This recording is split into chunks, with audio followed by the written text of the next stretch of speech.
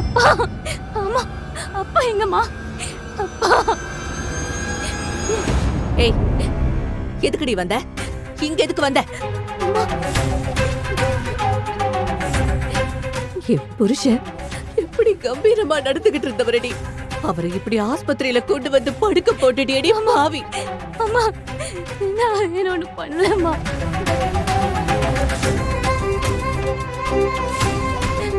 உன் கழுத்துல தாலி ஏறணும்னு என் கழுத்துல இருந்து தாலியை இறக்க பார்த்தல. அம்மா, என்னம்மா நீ? உன்னை எப்படி எல்லாம் வளர்த்தண்டி இப்படி போட்டுட்டியடி. உன்னை ஐயோ, அத்தை, அத்தை, வேண்டாம் அத்தை, அத்தை, சொல்ல கேளுங்க.